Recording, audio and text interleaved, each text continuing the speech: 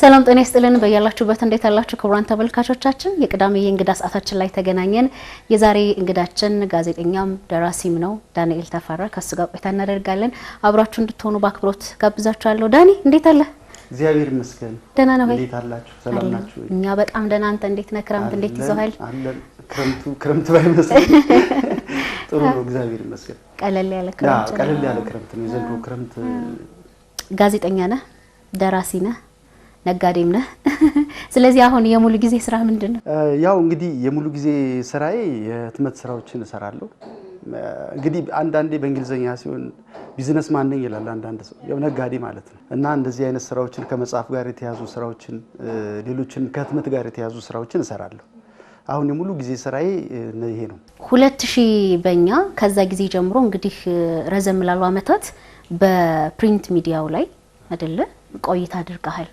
እዛ ላይ በደንብ ብዙ ሰዎች ያውቃል ተሰራበት የነበረው መጽሔት በጣም ትልቅ መጽሔት ስለነበረ ጥቂት ጊዜ ያን ጊዜ እናስታውሰው ለማለት ነው ያ ግራጁዌት ያደረኩት በጆርናሊዝም ኤንድ ኮሙኒኬሽን ነው ከዛ በኋላ ቀጥታ ግራጁዌት ካረኩ በኋላ እንደ ጣፈንታ ሆኖ እኔ ወደ ፕሪንት ሚዲያ ነው ሄድኩት ያ መጽሐፍ ኢንተረስትም ስላለኝ ያ ከመጽሐፍም እንዳልወጣ በሚል ወደዛ ነበር ሄድኩት ስለዚህ ቀጥታ የተለያዩ ፕሬሶች ላይ ሰርቻለሁ በዋናነት ግን ረጅም ጊዜ ሰራሁት ከ2000 ዓመተ ምህረት ጀምሮ በተዋቂዋ ፍትህ መጽሔት ላይ ነው ፍትህ ጋዜጣና መጽሔት ላይ ነው ፍትህ ጋዜጣና መጽሔት ላይ አይ ቲንክ ከ200 በላይ አርቲክሎችን ጽፌያለሁ የተለያዩ ፍትህ ላይ ብቻ ሳይሆን ሌሎችም ጋዜጦች ላይ ለምሳሌ ፍኖተ ነጻነት የምትባል ጋዜጣ ነበር እንዲሁም አውራምባ ታይምስም ለተወሰነ ጊዜ እንደዚህ የነበሩ እነዛ ፕሬሶች ላይ ብቻ ሞካክር ያለው ረጅም ግን የሰራሁት ፍትህ ጋዜጣና መጽሔት ላይ ነው በአምደኝነት ሰርቻለሁ አምደኛ ነበርኩኝ እና እስከ 2007 ድረስ እንግዲህ ያንተ ስም ሲጠራ መጀመሪያ ወደ ጭንቅላታችን የሚመጣው መጽሐፍ የነጋሶ መንገድ ይመስለኛል እኔ እንደዛ ነው የሚሰማኝ የሳቸውን የህይወት ታሪክ የመጽሐፍ እድል እንዴት እንዳገኘህ ከሱ እንነሳ በነገራችን ላይ ስለ ዶክተር ነጋሶ ስጠየቅ በጣም ደስ ብሎኝ ከመናገራቸው ነገሮች አንዱ ነው ምክንያቱም ዶክተር ነጋሶ ጊዳዳ እንደሚታወቀው በኢትዮጵያ ውስጥ ካሉ በጣም ትልቅ ስብዕና ካላቸው ትልቅ ሰው ከሚባሉት ነፍሳቸውን ይማርና አንዱ ናቸው እና በህይወታቸውም በጣም ንጹህ ሆነው ይኖሩ በጣም ኩሩ ኢትዮጵያዊ ሊባሉ የሚችሉ ሰው ናቸውና እንዳልኩሽ ቅድም ጣፈንታይ ወደ ነጻው ፕሬስ ሆኖ እዛ ነጻው ፕሬስ ውስጥ ከገባው በኋላ 2002 ላይ አንድ ምርጫ ነው 2002 ምርጫ እና 2002 ምርጫ ላይ መድረክ የሚባል ፓርቲ ነበር እና እዛ ፓርቲ ላይ ጋዜጠኛ ሆኜ ልዘግብላቸው ተነጋግረን በዛ ሂደት ነው ከሳቸው ጋር የተዋወቅኩት እና ከሳቸው ጋርም የተለያየ ሀገር በዚህ በምርጫ ቅስቀሳው በመኑ የተለያየ ሀገር አብሬ መሄድ እድል ገጠመኝ ይሄ መጽሐፍ ግን የተጸነሰው እኔ አስታውሳለሁ አንድ ቀን አንድ ስብሰባ ነበራቸው ይሄ ደቡብ ኦሞ ላይ እና በአጋጣሚ የተነሳ ነው ትንሽ መሸት ብሎ ነው ከአዲስ አበባ ስንነሳ 40 ምንጭ ማደር ነበረብን እና ወደ ይሄድን ያለ መሸ አራስ ወደ የመሸ ሲሄድ በአጋጣሚ ዶክተር ነጋሶን ጥያቄ መጠየቅ ጀመርኩኝ ስለ ልጅነት ህይወታቸው ፖለቲካ ህይወታቸው ፖለቲካ እንዴት እንደጀመሩ እየጠየቅኳቸው እሳቸው ደግሞ በጣም በሚያምር አተራረክ በነገራችን ላይ በጣም አስተዋሽ ናቸው በጣም ነው የሚያስታውሱት አንዲት ነገር አይረሱም በህይወታቸው የኖሩትን ህይወት ሁሉ እያንዳንዷን ነገር ያስታውሳሉ ዶክተር ነጋሶ እና እሱን ሲተርኩልን ሌሎችም ደስ ያላቸው እኔ እየጠየቅኳቸው እሳቸው እየመለሱ ሳይሰማን 4 ሰዓት አካባቢ 40 ምንጭ ገባን 40 ምንጭ ገባንና ልክ ይሁን የሚኮረኩር ስሜት ተሰማኝና ምክንያቱም ከዛ በፊት ዶክተር ነጋሶ የሚታወቁበት አለ ያው ሰው በፖለቲከኛ ብቻ ያውቃቸዋል አንዳንዴ ፖለቲካ ውስጥ ደግሞ ፍረጃም አለ ከሌንዲ ነው የሚባል ነገር አለ ደካማም አርጎ መሳል ነገር ይኖራል የሳቸው ግን የነገሩኝ ስብዕና ልክ ሰው ከሚያስበው የተለየ ነው እና ልክ ውስጤን መኮርኮር ጀመረ ገባሁኝ ሻወር እንኳን እስከምወስድ አላስቻለኝም እና ዝም ብዬ እንደነገሩ ለቅለቅ አልኩና ድካሜን ለማስለቀቅ ያክል ቢጋር ነገር አወጣው ስለሳቸው ቢጋር ነገር አወጣውና ልክ እሱን ከጨረስኩ በኋላ ተኛው ይሄን ጉዞ ጨርሰን ሳምንት የፈጀ ጉዞ ነበረ ስንመለስ እና ምርጫው ካለቀ በኋላ አንድ ቀን አገኘዋቸውና የህይወት ታሪኮትን መጻፍ ፈልጋለሁ ያችን የቀረጽኳትን ቢጋር ደግሞ አዳብሬ በደንብ ብዙ ጥያቄዎችን አካትቼ ከዛ በፊትም በሚዲያው በጋዜጠኝነት አውቃቸው ስለነበረ እሱንም አካትቼ ሰጠኋቸው እና እስቲ ይችን መነሻ ነገር ይዋትና ድፍረት ካልሆነብኝ የህይወት ታሪኮትን መጽሐፍ ስለምፈልግ እባክዎት ዶክተር አልኳቸው። ጊዜ ስጠኝ አሉ። እግዚአብሔር ይስጣቸው። ልክ ሳይንቁ ልጅ ነው ብለው ሳይንቁ የህይወት ታሪክ ይበላሻል ብለው ሳይሰጉ ያን መነሻ ሐሳቡንም እኔም ተጠንቅቄ ስለሰራሁት ያን ካዩ በኋላ ከ15 ቀን በኋላ ደወሉልኝና እንድንሰራ እንፈልጋለን አሉ። በቃ መነሻው ይሄ ነው። ከዛ በኋላ እንደሚታወቀው ዶክተር ነጋሶ በጣም ትልቅ ሰው ናቸው። እኔ ደግሞ አንድ በጣም ትንሽ ጋዜጠኛ ነኝ። ስለዚህ መጠንቀቅ አለብኝ። በጣም ነው የተጠነቀቅኩት። በሁለት ነገር ተጠነቀቅኩኝ። አንደኛ ምን ይሄ የሆነ ጩጬ ጋዜጠኛ የህይወት ታሪካቸውን አበላሸ እንዳልባል መጠንቀቅ ነበረብኝ። አንዱ ጥንቃቄ እሱ ነው። ሁለተኛ ደግሞ የእሳቸው ታሪክ ራሱ እንደ ሰነድ የሚቀመጥ በመሆኑ በጣም ተጠንቅቄ መስራት እንዳለብኝ አመንኩኝ እና በጣም በጥንቃቄ ነው በተቻለ መጠን ከቋንቋ አንፃር ከብዙ መንገድ አንፃር ተጠንቅቄ ነው የሰራሁት።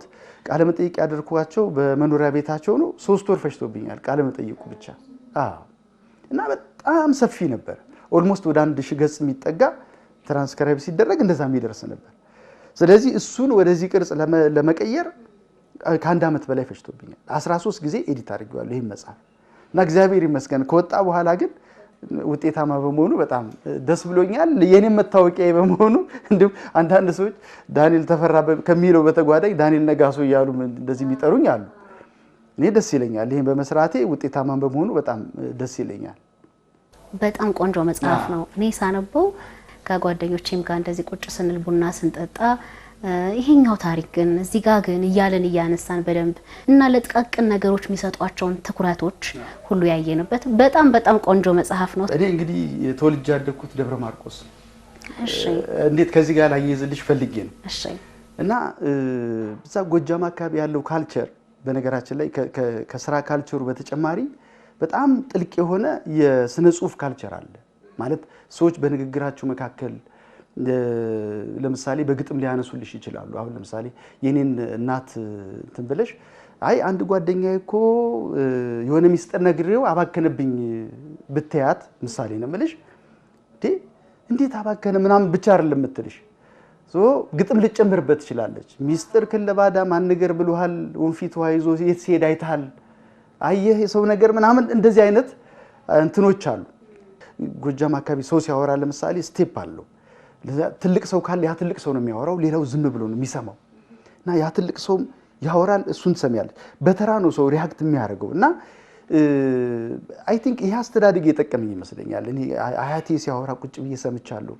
አያቴ ሲያወራ አባቴ ጣልቃ አይገባም፣ እናቴ ጣልቃ አትገባም፣ አጎቶች ጣልቃ አይገቡም። ስለዚህ እሱ ተናግሮ ከጨረሰ በኋላ እንደዚህ ነው ብሎ ሌላው ደግሞ ይቀበልና እንደዚህ አይነት በደንብ የዳበረ ካልቸር አለ በተለይ ንግግር ላይ እና ዶክተር ነጋሶ ለዚህ ለአስተዳደግ የሚመች ሆኖ ነው ያገኘኋቸው። ለምሳሌ ቁጭ ብዬ ስሰማቸው ትረካቸው በደንብ ይሄ በጣም ይደንቅ እኮ ነው። ደምቢዶሎ አካባቢ ያለች ከቤታቸው ፊት ለፊት ያለች አንድ ዛፏ ስር የነበረች ላምና የጥጃዋ መልክ እስከዚህ ድረስ በጥልቀት ያስታውሳሉ። እና እሳቸውም ይሄ ያው እኔም የመጣሁበት ይሄ የመስማቱ ካልቸር እንደገና እሳቸው ደግሞ ልክ እኔ ይሄን ስምም ሆኖ ነው ያገኘሁት እና በደንብ ነው የሰማኋቸው።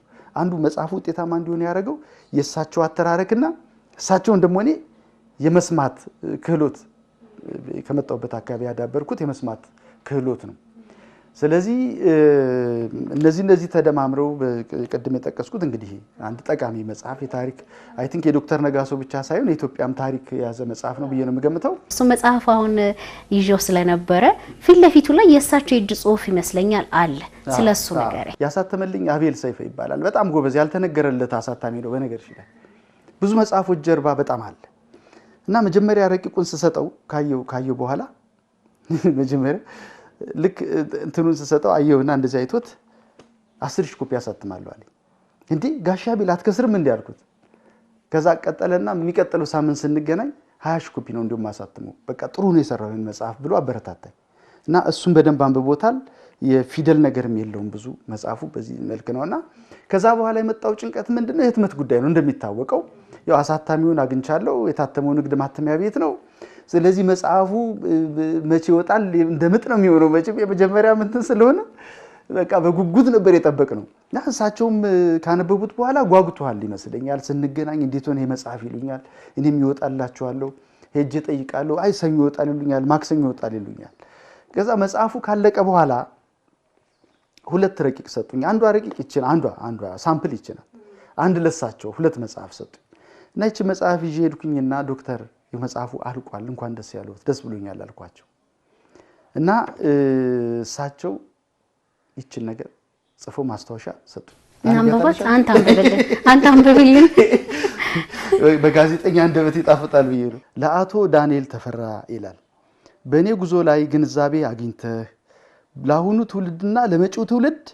ለማስተሳሰር ጉጉት አድሮብህ የሳቸውን ትውልድና የኛውን ትውልድ ማለት ነው ሌት ተቀን ሰርተህ በጥሩ አጻጻፍ ለመጽሐፍ ስላደረስከው አድናቆቴና ምስጋናዬ ከመጠን በላይ ነው እግዚአብሔር ይባርክ ይላል ዶክተር ነጋሶ ጊዳዳ 02/11/2003 ዓመተ ምህረት ይላል እና በቃ ለኔ ይሄን ምስጋና ካገኘው በኋላ በቃ መጨረሻ ነው ምልሽ ይሄ መጨረሻው እንትን ከዛ በኋላ በዚህ መጽሐፍ ሳቲስፋይድ ሆንኩኝ ረካው ከዛ ምንም የሚቀጥለው ቀን ከወጣ በኋላ ሲሸጥ እኔ ምንም አልመሰለኝም ጨርሳ ምፈልገው የሳቸው ይችን ፈልጋት ነበር ይችን እንትን አሁን ፊት ለፊታችን ላይ እንግዲህ መጽሐፎች ደርድረናል እነዚህ ለተወሰነ ለአብነት ያክል አመጣናቸው እንጂ ብዙ አሉ ወደ ህትመት ደግሞ ገባ 2007 አይደለ ምንድነው የገፋ ሐሳታሚ ያደረገ ነገር ምክንያት ምንድነው ምክንያቱም እዚህ ጋር ራሱ ያሉ ትልልቅ መጽሐፎች ናቸው ወደ በኋላ ላይ እናነሳቸዋለን ወደ ህትመት ሄድክበት 2007 ላይ የፕሬሱ ነገር ቅርቃር ውስጥ ገባ በማቆሚያ ወደ ህትመት ሄድኩኝ ሌላ ጋዜጠኛ ጓደኛ አለኝ ነብዩ ይባላል ከሱ ጋር ተመካከርንና ለምን በመናውቀው መጽሐፍ አንሰራም የህትመት ስራዎችን ለምን አንሰራም ቢኮዝ ለመጽሐፍ ቅርብነን መጽሐፍ ጽፍ ያለው ከዛ አንድ እቺ መጽሐፍ አሳተምኩኝ የማን ነው ቀጥሎ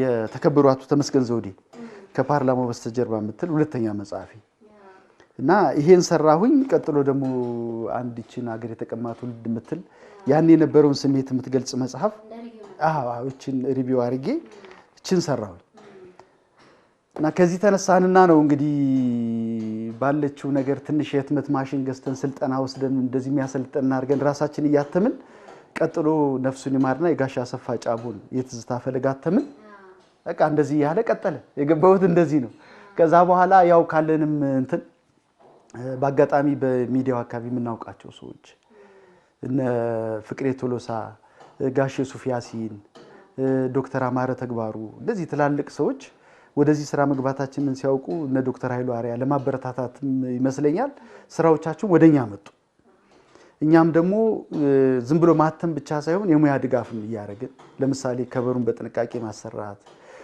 ውስጥ የፊደል ግድፈት እንዳይኖር እሱን አርቶት መስራት ምናምን ያያረግን ምናተማቸው መጽሐፎች ስኬታማ ይሆኑ እየተወደዱ ምናምን መጡ በቃ ወደዛቀ ቀጠና በዛው አሁን የድርጅት ስም ምንድነው የሚባለው የመጀመሪያውን ቀየርክ መሰለኝ የመጀመሪያው እንዳልኩሽ ልክ ትመስን ጀምር እኔ ዳንኤል ነኝ ጓደኛዬ ነብዩ ይባላል ነባዳናል ነው ነብዩና ዳንኤል ለጋራ ለማለት ነው ከዛ በኋላ እኔ ደግሞ አብርሆት ለኢትዮጵያ አሳታሚ የሚል ድርጅት አቋቋምኩና ያው ማሳተሙን ቀጠልኩ ማለት በጣም ትልልቅ መጽሐፎች ናቸው በዚህ የታተሙት እንግዲህ አንተ የሚያሳተምካቸው አንደኛው ኃይሌ ፊዳና የግል ትዝታ የሚል መጽሐፍ በዶክተር አማረ ተግባሩ የተጻፈ መጽሐፍ ነው ስለዚህ መጽሐፍ ቀደም ሲልም ስናነሳ ነበረ የዶክተር አድማሱ ገበየው መግባባት አሁን እንዲያውም ሰሞንኛው ዋንኛው ጉዳይ ሀገራዊ ጉዳያችን የሀገራዊ ምክክር ጉዳይ ነው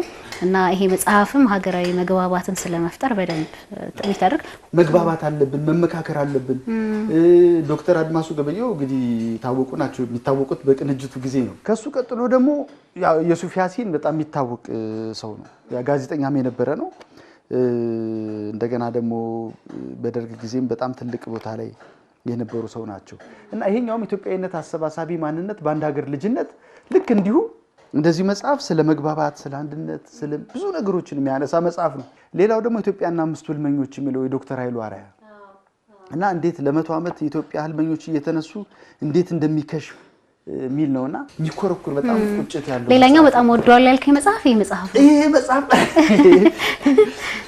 ይሄ እንግዲህ የሚታወቁ ጻፊ ናቸው። መሪራ ሳማን በላይ ይባላሉ። ነፍሳቸውን ይማር እሳቸውም አልፈዋልና እንግዲህ የጥንታዊ ኢትዮጵያ ትንሳኤ ታሪክ እንደ መታደል ሆኖ እኔ እሳቸውን 2-3 ጊዜ አግኝቼ በአካል አውርቻቸዋለሁ። የሚኖሩት አሜሪካ ነበር። በጣም ጥልቅ የሆነ የቤተክርስቲያን ዕውቀት አላቸው።